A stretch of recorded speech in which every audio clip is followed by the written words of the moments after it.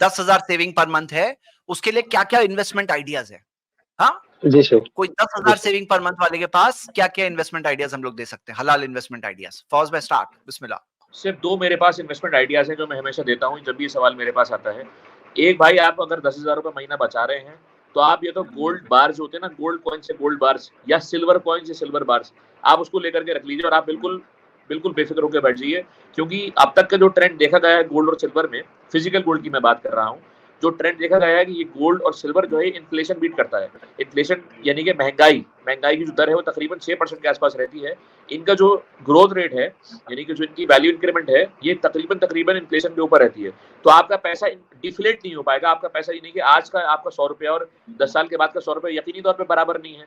तो कहीं ना कहीं आप इसको जो है वो एट पार कर्व कर जाएंगे इन्फ्लेशन को, ठीक है। और मतलब वक्त के साथ उसकी वैल्यू भी बढ़ेगी और हमेशा मतलब ऑन दी स्पॉट लिक्विड है।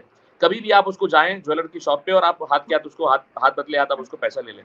तो बेस्ट इन्वेस्टमेंट मेरे लिहाज से फिजिकल गोल्ड, गिन्नी या बार या coins, silver, physical gold, coins या बार, मेरे हिसाब से बेस्ट ऑप्शन ये है। अदरवाइज मैंने जहां तक अब तक देखा है कुछ ऑप्शन हैं वो कि सूदी ऑप्शन है, उसको मैं कभी रिकमेंड नहीं करता। कुछ ऑप्शन है वहां पर अनसर्टेनिटी बहुत है, वोलेटिलिटी बहुत है, अनसर्टेन है बहुत ज्यादा कि पैसा रहेगा, डूबेगा, बढ़ेगा। तो इसलिए to be very very sure on this, to be very conservative on this, बहुत ज्यादा एहतियात बरतते हुए मैं आपको जो है ये 2 राय दूंगा कि ये तो गोल्ड या सिल्वर में आप जो है इन्वेस्टमेंट करें। जब एक आपकी बड़ी कॉर्पस मौजूद हो जाए तो फिर आप उसे रियल एस्टेट में जो है वो लगा सकते हैं इंशाल्लाह। जी जैद भाई आप बताएं। बहुत माशाल्लाह, वेरी गुड, माशाल्लाह। तो फौज भाई ने कुछ चीजें बताई है और मैं आपको कुछ और चीजें बताता हूँ। देखिए, सबसे पहले आप इन्वेस्टमेंट करने के लिए एक तो गोल्ड इन्वेस्टमेंट फौज भाई ने बताया कि आप गोल्ड इन्वेस्टमेंट कर सकते हैं। हलाल स्टॉक्स जो होते हैं, मैं उसका अभी एक पावर पॉइंट बताने वाला हूँ। हलाल स्टॉक्स में आप इन्वेस्ट कर सकते हैं, शरिया कंप्लायंट देख करके उसमें इन्वेस्ट कर सकते हैं। एक तीसरी पॉसिबिलिटी है रियल एस्टेट का। आप कौन से शहर में हैं? सर फिलहाल अभी तो मैं दिल्ली है, लेकिन इंशाल्लाह 1 महीने बाद मैं मुंबई में जाऊंगा। ठीक है, आप जो भी शहर में हैं, अगर उसके मेन शहर में नहीं तो उसके सबर्ब्स में, फार एरियाज में आपको ऐसे बिल्डर्स, डेवलपर्स दिखेंगे जो अक्सर मंथली इंस्टॉलमेंट पे अपना लैंड या फ्लैट्स वगैरह बेच रहे होते हैं, मंथली इंस्टॉलमेंट स्कीम पर। वो जैसे मिसाल के तौर पे मेन सिटी में तो लोग प्राइसेस होते हैं, डिमांड होता है, लेकिन जहां पे सबर्ब्स में जाते हैं, फार ऑफ सबर्ब्स में जाते हैं, तो वहां पे सिचुएशन क्या होती है, वहां पे लोग फ्यूचर के हिसाब से इन्वेस्ट कर रहे होते हैं। तो वहां के जो डेवलपर्स होते हैं वो इन्वेस्टमेंट यानी कि इंस्टॉलमेंट्स बेसिस पर, अगर कोई डेवलपर खुद दे रहा है तो वो हलाल है, वो ले सकते हैं उसके अंदर। हाँ, बैंक दे रही है तो नहीं ले सकते। डेवलपर खुद दे रहा है तो उसको इंस्टॉलमेंट के साथ में 10,000 आप जैसे बता रहे हैं ना, देकर आपकी एक प्रॉपर्टी बन जाएगी। इंस्टॉलमेंट स्कीम से आप आहिस्ता आहिस्ता करके खरीद सकते हैं, ये भी एक ऑप्शन है।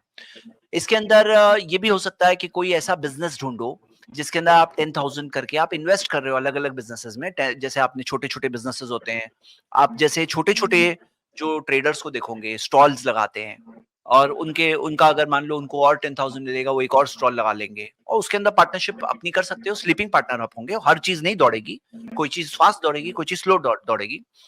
या मान लीजिए मिसाल के तौर पे कमोडिटी मार्केट में, कमोडिटी मार्केट में कुछ हलाल कमोडिटीज आप ले सकते हो। एग्रीकल्चरल गुड्स होते हैं या फिर मान लो कि कुछ मेटल्स होते हैं, वो लेकर लेकिन पोजेशन लेने के बाद बेच सकते हो आप। तो कमोडिटी ट्रेडिंग के अंदर भी 10,000 आप इन्वेस्ट कर सकते हो कमोडिटी मार्केट के अंदर। और इसके अंदर मिसाल के तौर पर कुछ ऐसे इन्वेस्टमेंट आइडियाज होती है कि मान लो मिसाल के तौर पे कुछ चैरिटी बेस्ड इन्वेस्टमेंट्स होते हैं। हाँ, चैरिटी बेस्ड इन्वेस्टमेंट्स होते हैं जिसके अंदर कोई चीज होती है, जैसे स्कूल कोई रन कर रहा है या फिर हॉस्पिटल रन कर रहे हैं, उसके अंदर कुछ इन्वेस्टमेंट। एक्चुअली हमारे पास ऐसे बहुत ज्यादा मॉडल्स रेडी होकर होते नहीं है, हमारे पास होने चाहिए हलाल ऐसे मॉडल्स। एक्चुअली सबसे बेस्ट चीज क्या होती है ना, कि हमारे पास पीयर टू पीयर, मतलब peer to peer lending structure होना चाहिए। मैं कई बार मेरे कई लेक्चर्स में ये बात बोल चुका हूं कि हमारे पास हमारा खुद एक छोटे छोटे, हमारे पास ये होने चाहिए, क्या कहेंगे इसको, बिजनेस प्रमोशन के लिए हमारे पास ऐसे ये मान लीजिए ऐसी ऐसी बॉडीज होनी चाहिए जो बिजनेस प्रमोशन के लिए, क्या कहेंगे फौज भाई इसको, मेरे जहन से वर्ड निकल गया। हाँ, मतलब कुछ इस तरह की हमारे पास बॉडीज हो जो फैसिलिटेट करे। एक्चुअली क्या होता है ना, कहानी कैसी कैसी चलती है मैं बताता हूँ। कहानी ऐसी होती है ना, एक आदमी पैसे लगाया और दूसरा आदमी उसका पैसे लेके भाग गया, और फिर उसकी हिम्मत टूट जाती पहले वाले की, और इसके बाद में वो किसी और के ऊपर भरोसा नहीं करता है, ऐसे सब होने लगता है। तो इसके अंदर होना क्या चाहिए, हमें ऊँट को बाँधना भी चाहिए। और मैं ऐसा कहता हूँ कि एक आदमी पर्सनली, एक आदमी खुद उस तरह से रूल्स अप्लाई नहीं कर पाएगा। तो क्या होता है कि एक बॉडी हो, जो यहाँ पे इनको पैसों की ज़रूरत है, इनको पैसे इनके पास है। तो दोनों के बीच में एक बॉडी रहे जो क्या करे, उसके अंदर ट्रांज़ैक्शंस के अंदर जो उसके, मान लो उसका कॉन्ट्रैक्ट बनाए, उसके अंदर विटनेस ले, उसके अंदर गारंटी जहाँ रिक्वायर्ड है वहाँ गारंटर ले, जहाँ पे सिक्योरिटी रिक्वायर्ड हो सिक्योरिटी ले। तो ऐसे कितने सारे लोग हैं जिनके पास पैसा आइडल होता है और जो पैसे से वो कुछ अच्छा बिज़नेस कर सकते थे, कुछ कमा सकते थे और नहीं कर रहे हैं। सिर्फ़ इसलिए नहीं कर रहे हैं क्योंकि उनके पास ऐसी ऐसी चीज़ नहीं होती और खुद उस तरह से रिइंफोर्स नहीं कर पाते। तो ये भी एक मॉडल है जिसके अंदर किया जाए। अच्छा, एक और चीज़ है जो एग्रीकल्चरल इन्वेस्टमेंट्स भी है ना, बहुत अच्छे रिटर्न्स होते हैं, लेकिन हर किसी के पास एक्सेस नहीं होता कि एग्रीकल्चरल इन्वेस्टमेंट्स के अंदर कैसे इन्वेस्ट करें। एक और चीज़ पॉसिबिलिटी है कि छोटी-मोटी कोई प्रॉपर्टी लेकर उसको रेंट पे दिया जाए, वो रेंटल इनकम हो और छोटी-मोटी चीज़ कोई हो। ये हंड्रेड्स ऑफ आइडियाज़ है, उसमें से आदमी देखे कि कौन-सी बेस्ट आइडियाज़ है और वो देख कर के फॉरेन एक्सचेंज में इन्वेस्ट कर सकते हैं। फॉरेन एक्सचेंज के अंदर लेकर के फॉरेन एक्सचेंज रख लो जितना अलाउड। फवाज़ भाई लीगली ज़रा बताओ कितना फॉरेन एक्सचेंज लेके रख सकता है कोई इंसान? क्या है उसकी लिमिट?